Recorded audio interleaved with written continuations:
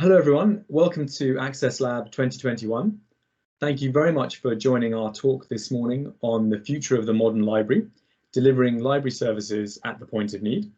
My name is Matthew Hayes. I'm Managing Director of Lean Library.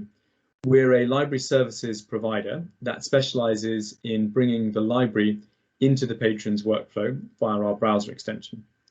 And I'm delighted to be joined today by Matthew Smith, Academic Librarian at the University of East Anglia. Matthew's very kindly agreed to talk today about his experiences piloting a new service of ours called Lean Library Futures that works on delivering library onboarding material into the patron's workflow. Matthew, over to you. Oh, lovely, thank you very much, Matt. I'm Matthew Smith. I'm the academic librarian for medicine, health, social work and sociology here at the University of East Anglia, or UEA as I'll call it throughout the presentation. So today I wanted to talk to you about, as Matt says, our pilot project, which has looked at Lean Library Futures, specifically its onboarding tool. Now, we've used Lean Library for several years, and I'm going to be honest, it's one of my favourite bits of library technology. If you haven't used Lean Library previously, you perhaps haven't come across it as yet.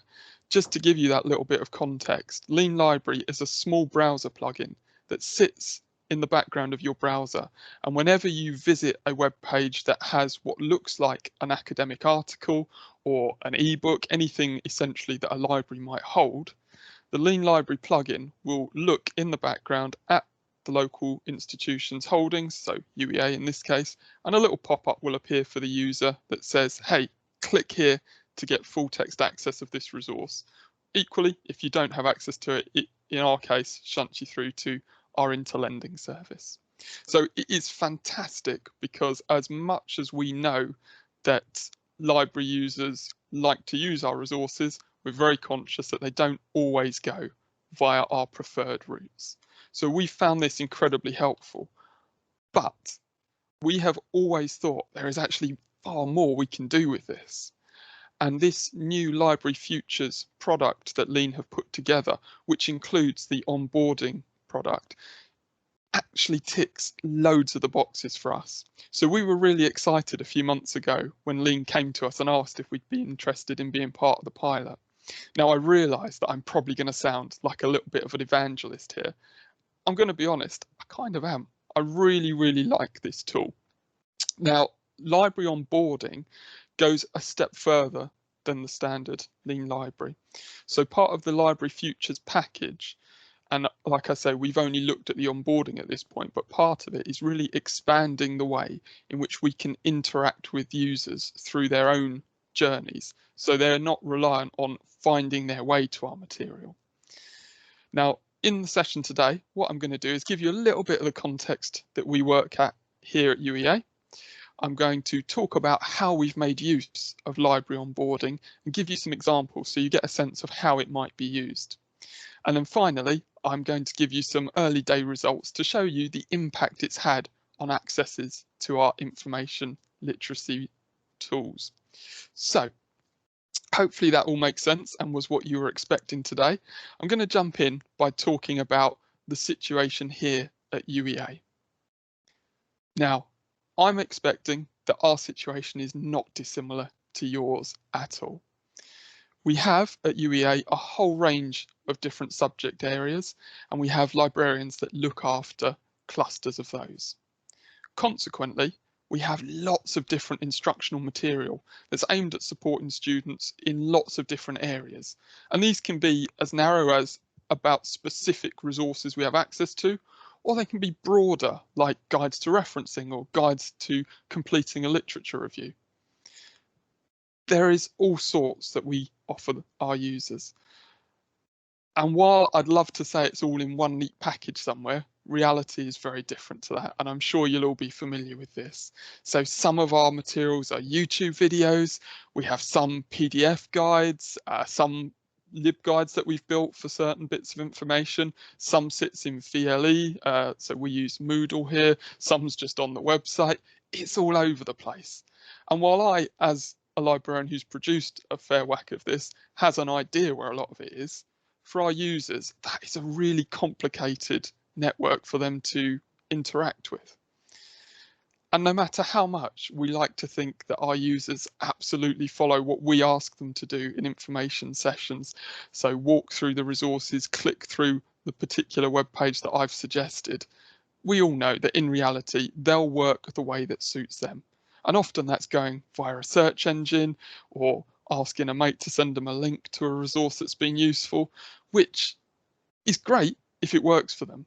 But what it does mean is that you don't have that opportunity to forefront the guides that you've produced, which you think are going to make the life of your users easier. And it might be sometimes that you've got a user who's a little less confident with digital technology. It might be that you've got a user who actually is confident but wants to be stretched, wants to know those advanced search techniques that perhaps they won't have come across in just everyday life. So our problem was, how do we get these guides in front of our users so that they are useful at the point of need? And that's where Lean Library Futures onboarding comes in. So I want to move on to talk about how we've implemented this solution and how it's helped us to condense down our offering and put it at the place where the users are most likely to find it helpful. Now, with the regular Lean product, like I say, you will have web pages where an article's identified, the web browser plugin will pop up and it will tell the user that we have full text access somewhere in particular. Library onboarding goes a little further. What it allows you to do as a librarian is set up a guide that should appear for anyone using the Lean browser plugin on a given page or a set of pages. So for example, if with my Med Librarian hat on, I had a guide for PubMed, I could set it up so that every time a user from UEA who uses Lean arrives at PubMed, they get a little pop-up that says, hey, did you know Matthew's produced this guide? And it shows them perhaps the series of videos that I've produced. Now, hopefully, immediately you can see how useful that would be. But I want to actually walk you through a couple of examples of what we've done over the last couple of months. And I want to start by looking at the back end of the Lean Library Futures onboarding module. So in terms of setting up these pop-ups, actually once you have a login, it's relatively straightforward. What you'll do is first of all, create a link to the guide that you're wanting to show. Now, the Lean Library Futures onboarding allows you to embed iframes. It also allows you to use the WYSIWYG editor to add content directly. We've predominantly used iframes because actually we have our content sat in a lot of different places ready to go. So when you want to link this in, you simply have to set up what's called a training, and you name that from within the back end of Lean, and you create a link to the page where that content sits, and that will be your iframe. That will be what pops up for the users. Once you've done that, all you have to do is specify where you want that pop-up to appear, and then you have some options for configuration. So in the example I've shown, we're using a guide for Statista, which one of my colleagues set up prior to having Lean onboarding. So we've asked that it appears on the home page of Statista.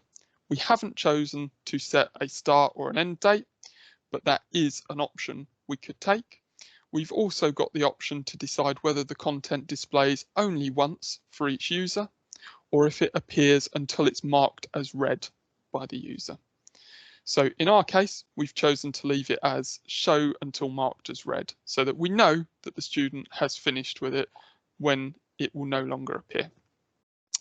Now, looking at this in live view, so what the user will see, when they appear at Statista, whichever route they come to Statista from, they'll be presented with a pop-up that looks like this. So this is the library guide that we were trying to embed, and you'll see in the middle of the screen this workflow pop-up. This is Lean onboarding in action. So for the user, they see this and they have the option to close in the top right-hand corner using either the cross or to mark this as read. Usefully, and actually let's have a look at this in action. So for a user, if they were going through Google they will be presented with Statista, and this will pop up. Now, having closed the pop-up, they are still able to access this from the right-hand side of the screen through the small menu that you will have seen appear just there. Now, for us, that works perfectly for Statista. We may, however, choose, rather than having the pop-up appear immediately, simply to have it under the menu on the right-hand side.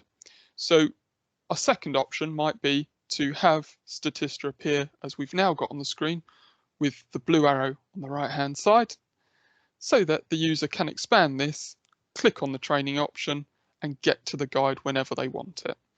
Slightly less in your face, and it's something that you can tweak for every instance of a pop-up that you set up. So it's not governed by any overarching rule. You can tailor it to suit the particular resource. So if we just show a quick video, again, just to compare. So a student comes through Google, they appear at Statista and don't get the pop-up by default, but are able to generate it themselves. So hopefully you can see how incredibly useful this is. And one thing I should flag, which isn't necessarily clear from our presentation, is that this works with any website. So during our trial, we focused simply on websites where we have got access, so resources that we subscribe to. But in actual fact, we can drop these pop-ups on any page on the web. So it gives us an opportunity to just nudge students back towards resources which we think are perhaps preferable to things they might find by kind of randomly Googling, as we all want to do. Now, I don't want to say too much more about that. Really, the last thing I want to talk about is just what this has actually looked like for us in reality. So the results. Now, I've picked here an example that I particularly set up. EBSCO-SINAL, for those of you not familiar, is a health database, and you'll see on screen an example of the pop-up that I added to the pages related to SINAL. So you've got a sway embedded here. If you were to scroll down, you'd find there were videos and things on there, all of which can be viewed from the pop-up. Now, prior to integration with Lean Futures onboarding, I had usage, but nothing dramatic. If we look at the graph below, you'll see as the guide was launched in November 19, it kind of bobbled along at fairly low usage. Mostly, I think it was things where I was able to directly send a student to it. But you'll see from December 20 and January 21, the months where we started to trial Lean Library Futures onboarding, usage rocketed. So on the slide, you'll see 55 times the usage that we'd had previously. It's incomparable, quite honestly. And what it really nicely does is, in the nicest way possible, cut me out of the workflow. So there is no need for me to interact, having set up the initial onboarding with the user and say, hey, you're using SINAL, why don't you come over here and have a look? It should be, if we've done it right, fairly seamless. So the student finds it at the point they're most likely to find it helpful, and then makes use of it without really ever needing to touch base with me, save if they have issues that are more specific in nature. And for me, that is perfect. That is exactly what I want, because it allows me to deal with the higher level queries, which I know from working in various places are really where we want to spend our time.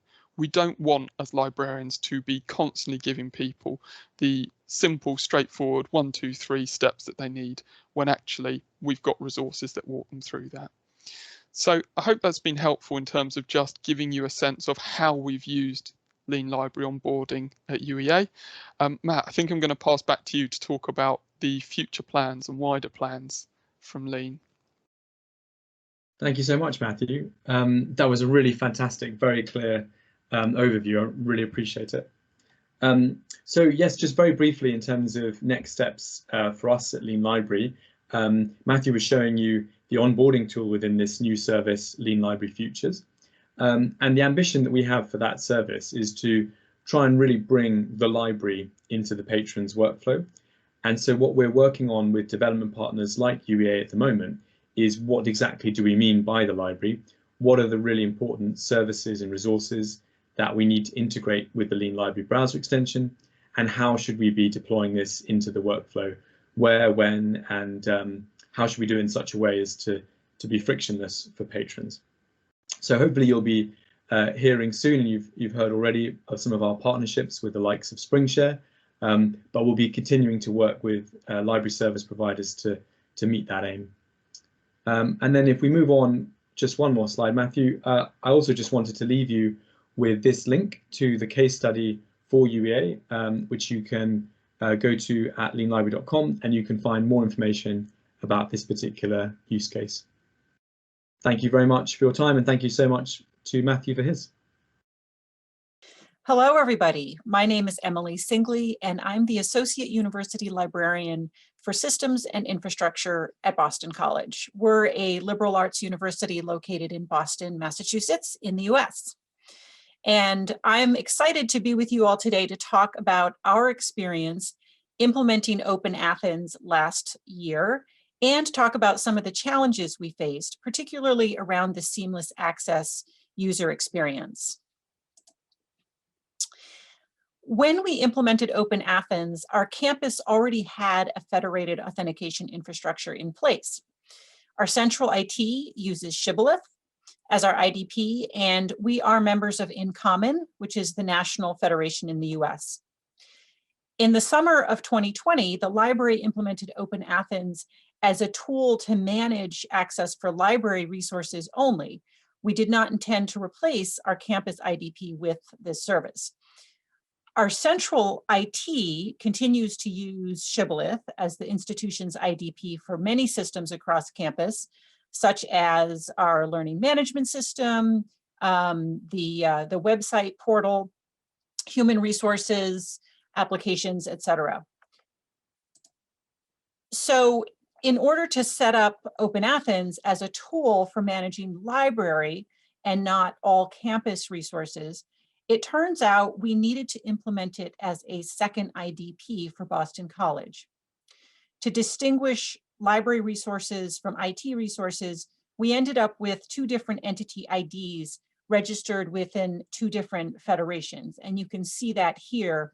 One of our IDs ends in Shibboleth and the other in OpenAthens. Both of these represent Boston College as an institution. And in hindsight, we've realized that this isn't really best practice. And again, we did this because the library purchased OpenAthens for the purpose of managing e-resources in the library. There was never an expectation or a desire to have OpenAthens be the primary IDP for the university. So how does this work?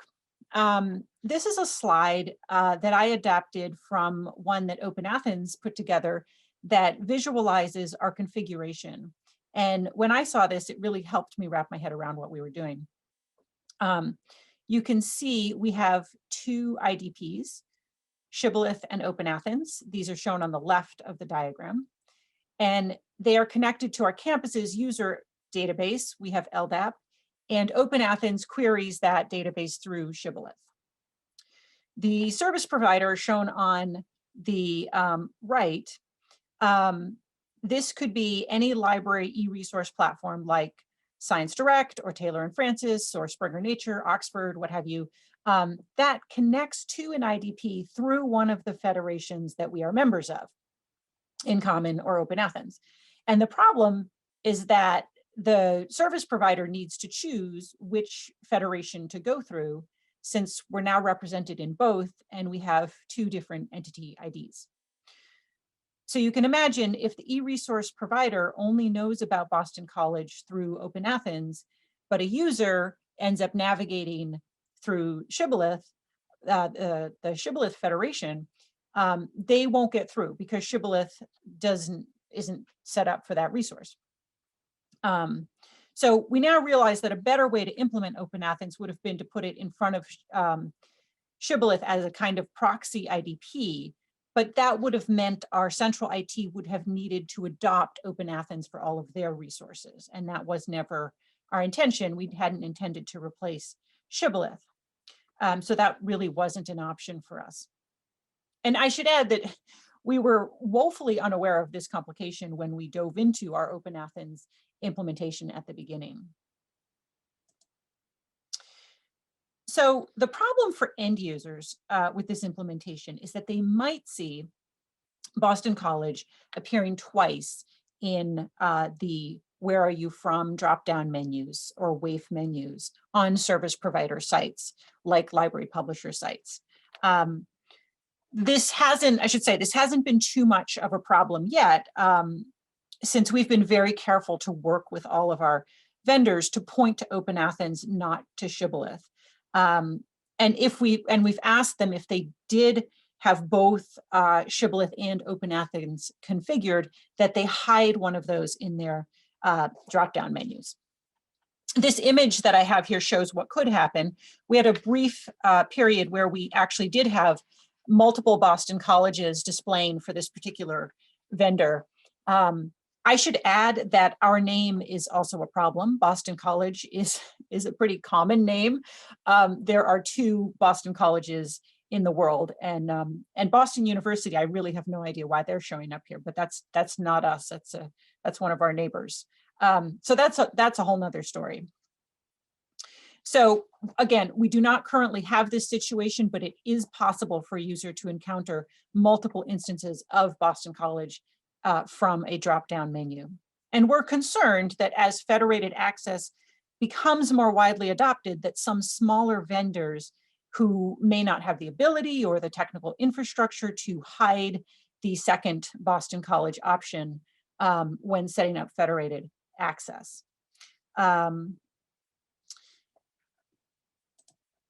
So there's an added complication here. You may have heard of the SeamlessAccess.org project. This is an initiative that's aimed at simplifying and improving the user experience for federated access from publisher sites. Seamless Access makes navigating through these publisher drop-down menus much simpler. First, by providing a consistently labeled access through your institution button at the article level, which I've got a screenshot of here. And also by making it possible for a user's login to persist across different publisher platforms.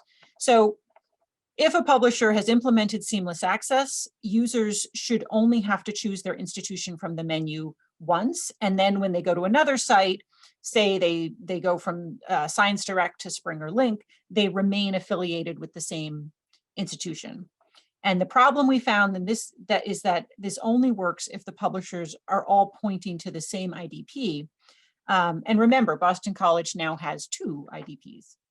So while so far the publishers who've implemented Seamless Access are major vendors who do have the ability to customize their drop-down menus, Seamless Access also provides a built-in menu that will show all federated instances of an institution.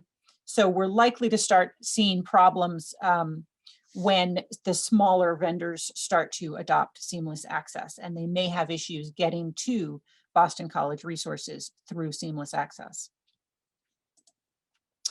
So let me show you what I mean.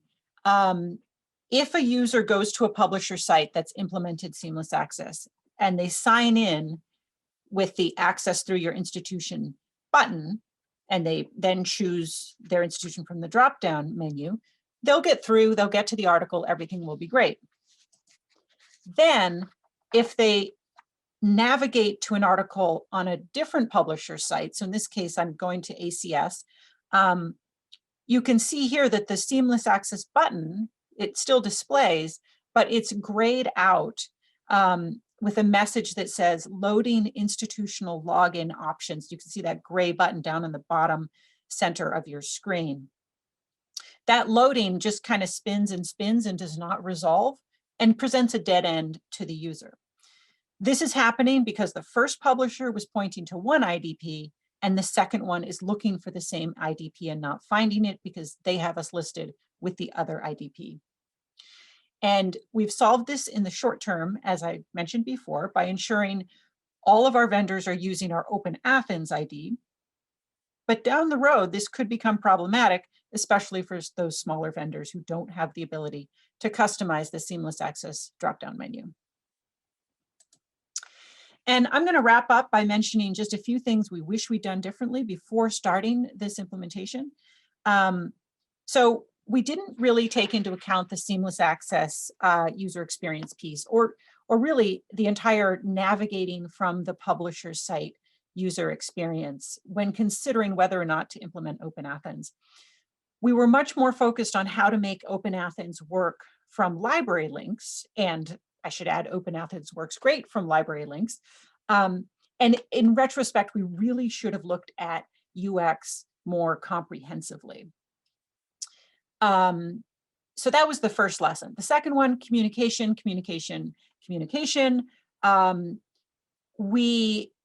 I think our communication between OpenAthens and our local IT group was very good, but it probably could have been better. It can probably always be better. And lastly, because we didn't know what we didn't know, it was hard to know what questions to even ask our local IT or OpenAthens during the implementation. And I think we would have been better served if we as a library and as a library staff had had more training and had known more about federated access methods generally before we'd jumped into this.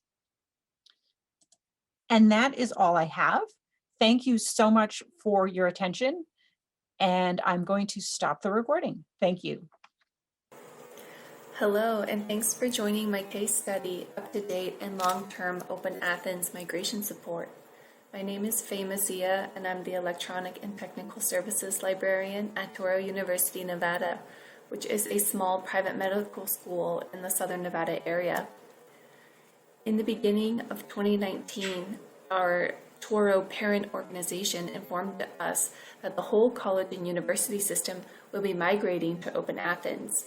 In the case of our institution, we would be moving from Ezproxy to OpenAthens.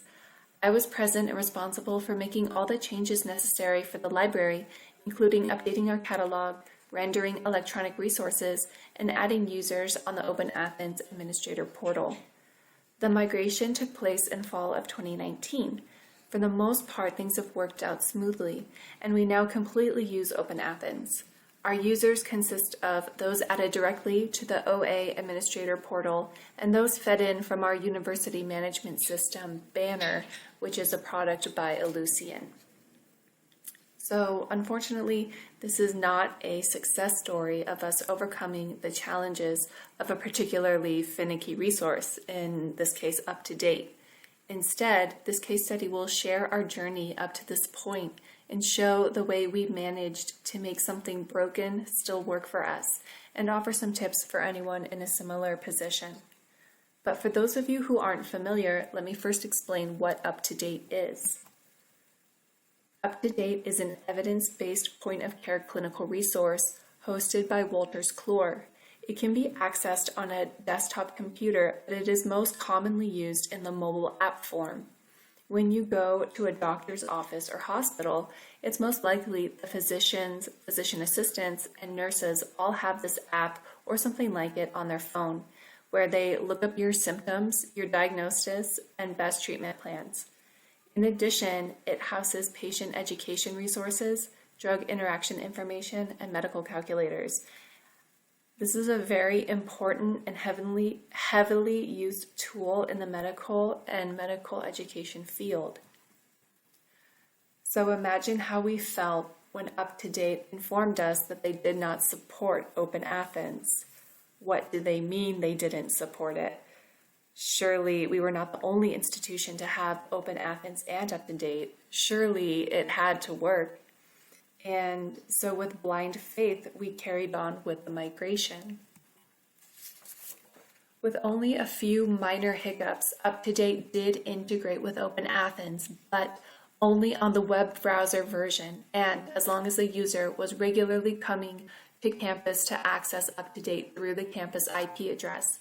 This was not ideal for our distance students, our students out of town on clinical rotations, or the preceptors and residents who have never even set foot on our campus. In light of the current pandemic, it is no longer ideal for anyone. To give you a quick overview of the then and now, before, patrons created an UpToDate account on a desktop or web browser. From there, patrons were given an UpToDate username and password, which they would then use to download and then use the UpToDate mobile app. Patrons could use the mobile app, but they would have to re-verify their account every 90 days by logging into the web browser version through the campus IP address. Now, patrons create an account tied to OpenAthens, and they are no longer issued an UpToDate username and password. Because there is no UpToDate username and password, the app cannot be used. Patrons must log in and re-log in to UpToDate every session, which is a few hours, instead of every 90 days. And previous patrons who initially had an UpToDate username and password ultimately had their account lapse and needed to create a new one through OpenAthens, meaning that users who were able to use the mobile app in the past now can no longer use it. So while this situation is not ideal, we have determined a sort of blueprint strategy that might serve useful for other institutions who might be dealing with a similar situation. So step one is to determine who is in charge and reevaluate your roles and responsibilities. In light of a huge migration project, roles and responsibilities with your vendors may, be subject to change. We were initially directed by UpToDate to just forward all technical and access issues to their support team. However, we found that the UpToDate tech support would just refer our patrons back to us, more frustrated than before. So after testing this, we determined that we could only rely on the UpToDate tech support team as a last resort. The UpToDate support team is decentralized, and the pitfall of that is that it does not understand all the other information organization systems that come into play with your institution, and they're not going to take the time to understand it. So we realized we needed to figure out the solutions on our own. Not only was this also to minimize confusion, but it was also to save time. Keep in mind the nature of this tool. It's used in hospitals, it's used in medical facilities where time is of the essence. So the next step is to survey your landscape. While we've been telling our patrons the UpToDate mobile app does not work, we found that for some it does. Our campus is closed due to the pandemic, but some people drive to the campus parking lot in order to re-authenticate through the IP address. We also were made aware that the mobile app works perfectly fine for our other Touro campuses. And even though we all made the migration together, our campus is the only one experiencing these issues. I have even heard of librarians re-verifying users' logins over the phone in the past. This just goes to show, people will do anything to find a workaround to make this app work, to use it. So listen to your patrons, see what they do, gather information, and get the best landscape of everything, all the types of use that's going on. Take notes when helping patrons to determine unique user groups and access concerns. If not to forward, if you're not forwarding that information to the vendor, at least keep that information for yourself. And remember that even if a product isn't fully functioning and you don't understand why, chances are you're still the most knowledgeable person on that product to the patron. So once you understand your landscape, user groups, and constraints, you can start plotting your workarounds. Finding workarounds, so this is when you're going to start creating your guides, your cheat sheets, your screenshots, your handouts for all your different types of users. And remember that you can never break the internet. You can never do any irreparable damage to someone's account. So don't be afraid to be transparent with the patron. Let them know you're not really sure how to make it work, but you'll work with them and experiment with them to find the right solution for them. And after a couple patrons, things will become clearer and a lot easier. So our main takeaway from this experience is to just, never stop investigating, testing, and updating. Authentication systems are not things you can just set up and forget about. Even if you have determined who's in charge, you've determined your landscape of users, and found workarounds for your constraints, be sure to regularly test these workarounds to make sure they're still viable. test different web browsers, always check for mobile app updates, and list colleagues to test these solutions as well, and make a schedule to regularly test them, because you never know what update might occur or what change can happen right under your nose. So moving forward, we're once again in contact with UpToDate, trying to resolve our mobile app issue. But this time we've enlisted the joint help of OpenAthens and also our neighboring Touro campus. And we're pretty confident that the issue will be resolved soon. So thank you so much for listening. And if you have any questions or comments, please feel free to contact me. Thank you.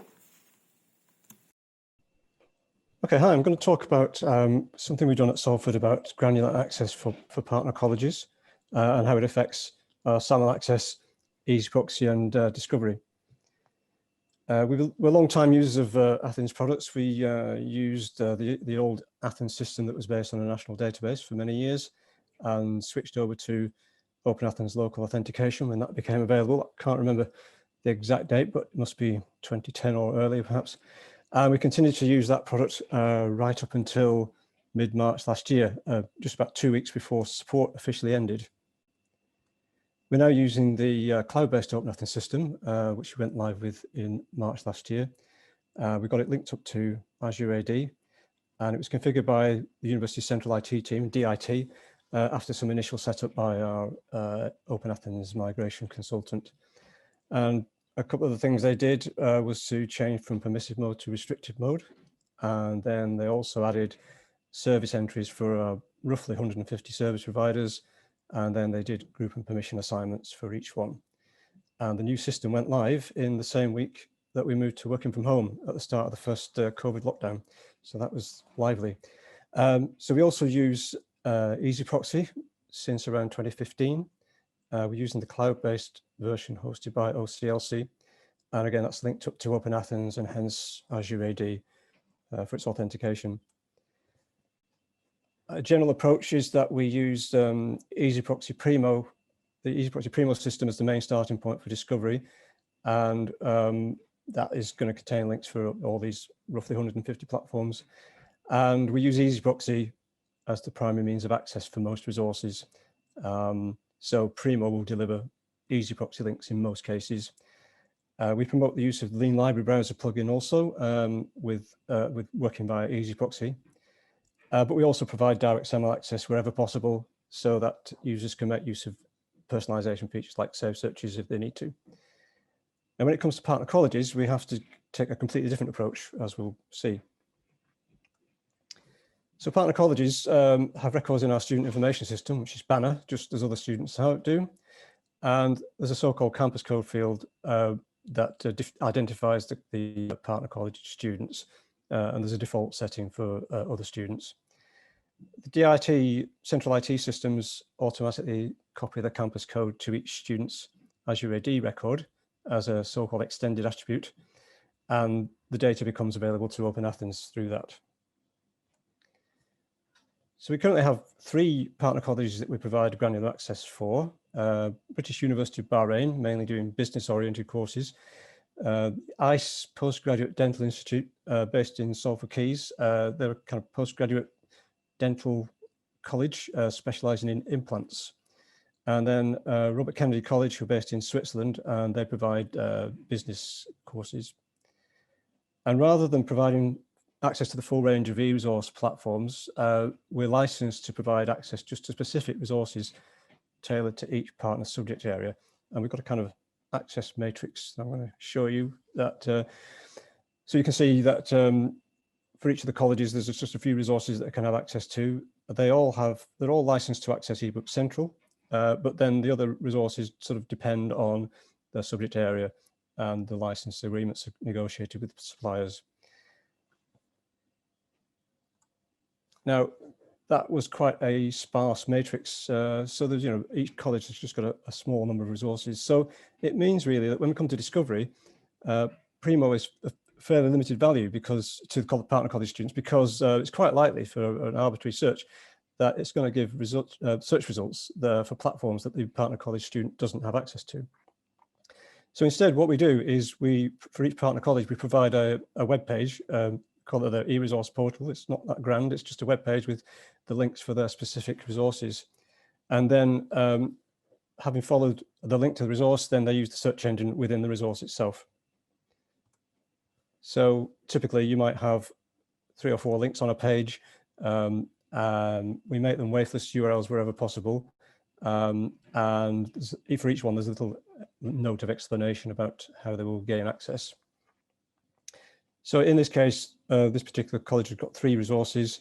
And then if they follow one of the links, they will get to a typical search page for a resource like this. So that is their discovery method rather than Primo. Now, as I said before, most of the links delivered that we use normally in Primo are Ezproxy links, but then we can't allow the partner college students to use Ezproxy because that would open up the whole set of 150 resources, which they're not licensed for. So in a way, we have 2 different worlds. We have our original setup for majority of students, as described before, heavily dependent on Primo and Ezproxy, but for the partner college students, they do not have Ezproxy access, and Primo is of limited relevance to them. Now, it could happen that a partner college student will access Primo anyway, and if they do so, they're quite likely to be given an Ezproxy link. And we did think about whether we ought to try and provide both an Ezproxy link and a direct SAML link for each search result. But in the end, we thought that would be really quite messy and confusing. But we found in the end, we were able to get Ezproxy itself to convert from Ezproxy links to direct SAML links. So when a partner college student tries to follow an Ezproxy link, they get this partner college e-resource redirection screen, which shows basically the original Ezproxy URL they were trying to get to and the corresponding target URL. I'll just click on, you see this a bit more clearly. So in this particular case, we display an Ezproxy link for Science Direct, and we display the equivalent SAML URL, direct SAML URL for Science Direct, and the user can click on that URL if they want to. But in any case, there's a little bit of JavaScript on the page that will redirect them automatically after 3 seconds.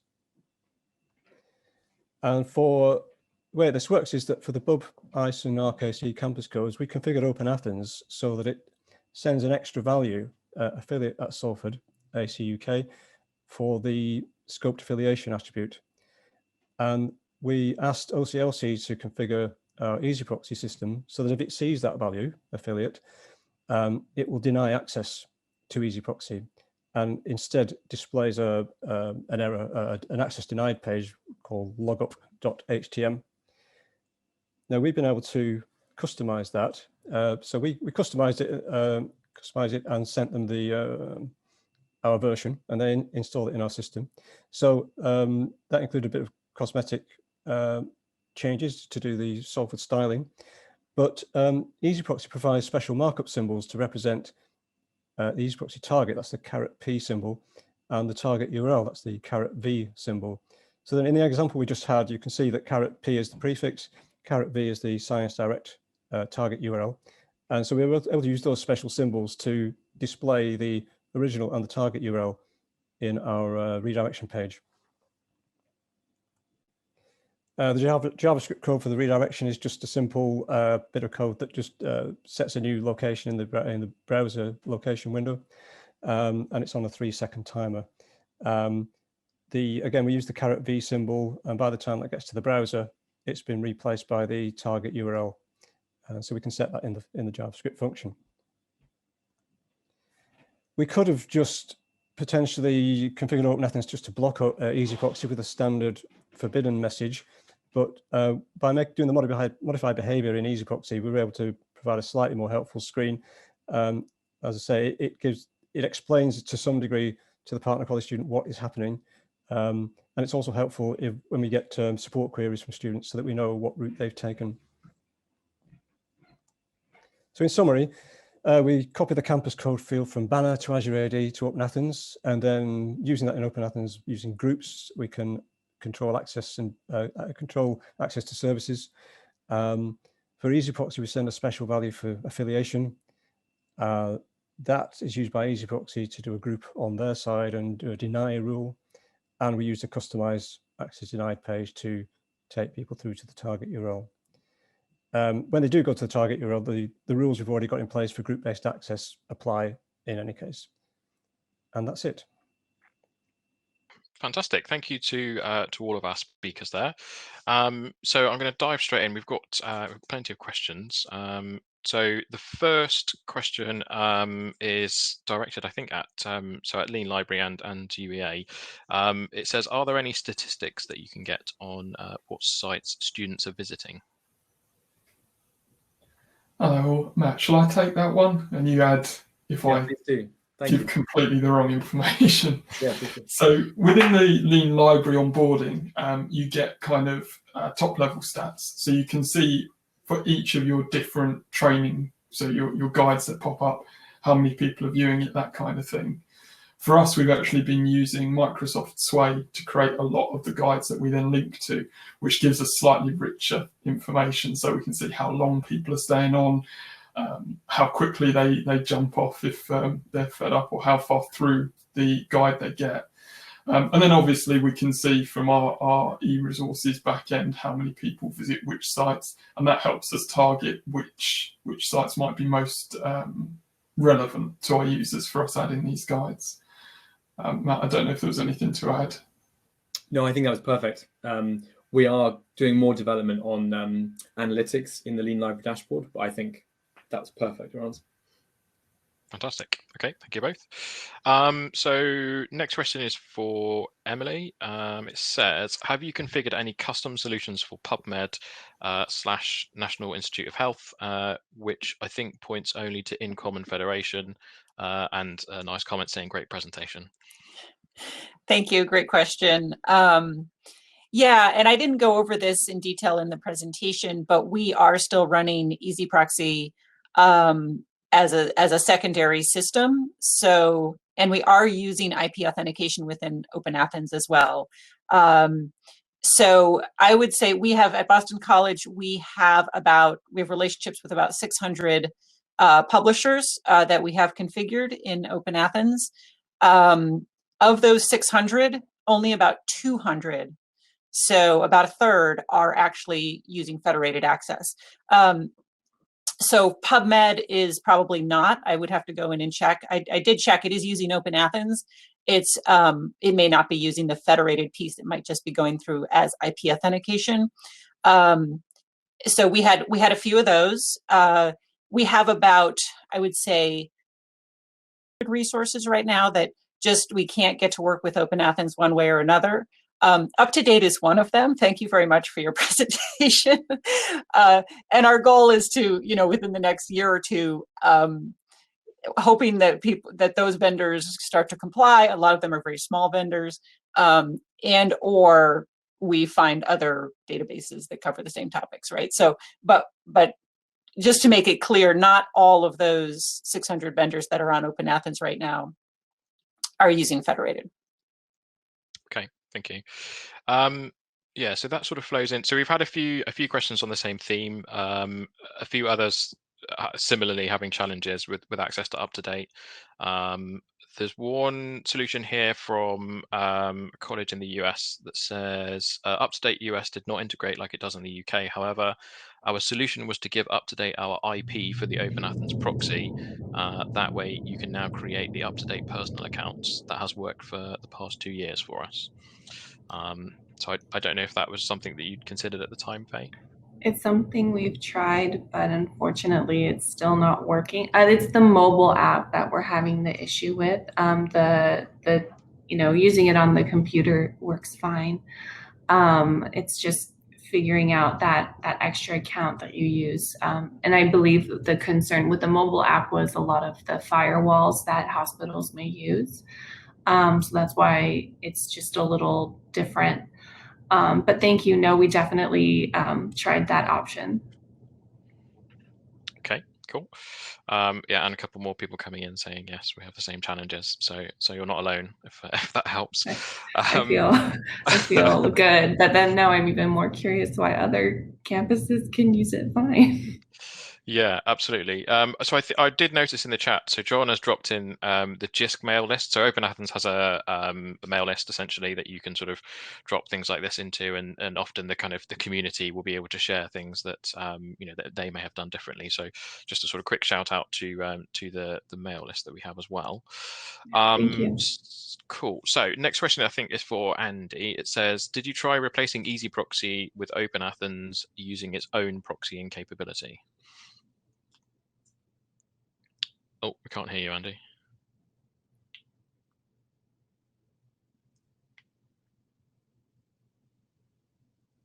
No.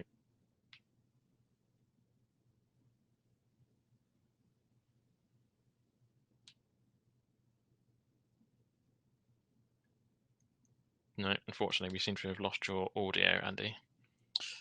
I'll come back to it if you find your audio. It says another question here. I think it's more of a statement. So yeah, I think this is for Faye. I was going to suggest using the OpenAthens redirector in combination with the managed proxy might be a solution for some of the smaller publishers. So yeah, more of a statement there, I think. There's another question here, or a sort of an open-ended question, really. I think this is for you, Emily. Somebody said that there's a SeamlessAccess working group to address duplicate identity providers. Are you able to share with us a bit more information about that, if that's something you're involved in? Sure, yeah, definitely. I've been involved with SeamlessAccess for a while. I was very involved for about a year on the SeamlessAccess outreach committee due to too much to do at work. I had to step away from it this past year, as I'm sure you can imagine. But that is a wonderful community, and I encourage people to engage with it and get involved with it. So if you go to seamlessaccess.org, you can see the contact information and who's involved in governance there. But I haven't been really closely involved with them for a few months now, so I'm not really sure where they're at with kind of the duplicate ID problem, which I know is not unique to Boston College. Fantastic. Okay, thanks for your response there. I think this is a question for Faye. It says, if you switched to OpenAthens, what IP range are they using to re-authenticate in a parking lot? Is it the OA IP range? I believe so, because that is because now that we completely use OpenAthens, and they have all our other IP addresses on file as well, but I believe they are still kind of like re-authentic. I'm not sure what they're doing. I wish I could be like, well, if you're gonna drive to the parking lot and do it, can you like walk me through it? But they just, that's what I'm talking about in my presentation, where just listen to what they're doing and figure out how these people are finding their workarounds. So that's definitely something I don't even know myself. Okay, cool. So yeah, so if anybody else has any questions, do drop them in. We've got sort of about 4 or so minutes left. So there's one more question here. So more of a statement. Lots of technical questions today. Is it getting easier? On a scale of 1 to 10, 10 being very technical, where do people think they are on the scale? And does being technical help or hinder? So, well, Emily, go for it. Do you want to take a stab at that one first? Yeah, sure. Yeah, I would say it is getting, I feel like library systems and infrastructure in general is becoming more complex, not less complex. I do think it's helpful for libraries to have technical staff, but I also think that sometimes there's a problem in that we have siloing, and I think a lot of large universities especially experience this, where you have an IT department and you also have kind of a library IT department, and that can hinder sometimes these sorts of implementations, whatever it is. And so I think the key thing is that your IT, however it's distributed across your university or institution, is very integrated. I mean, you have to have those lines of communication open. I think that's really key. And so I think, the skill set can reside in one place. It can reside just in IT and not in the library. You don't have to have technical staff in the library, but you have to have that really good support and communication with wherever the technical people are. Yeah. Definitely. Matthew, do you have anything to add on that? I mean, where do you find yourself on that sort of scale of technical somewhere down the other end to everyone else, I think. I have to say, so we have one library systems person, so our knowledge is very, very acute here. From a librarian point of view, someone who doesn't deal with the technical stuff every day, having a working knowledge allows me to work with suppliers sufficiently. And I think that's it. I think Faye said it. Sometimes actually working with the supplier, if you don't know what you're asking, it takes forever, or you might as well not bother. So I think I have a working knowledge which allows me to get by with support of others, but you've got to have people that understand the ins and outs to help people like me through it, I think. Okay. Andy, can we hear you now? I hope so. Can you hear me? We can. Excellent. Okay. Yes. Yeah. Do you remember the question, or do you want me to? It was about the Athens redirection or Athens proxy. Yes. Yeah. So it said, did you try replacing EasyProxy with OpenAthens' own proxy?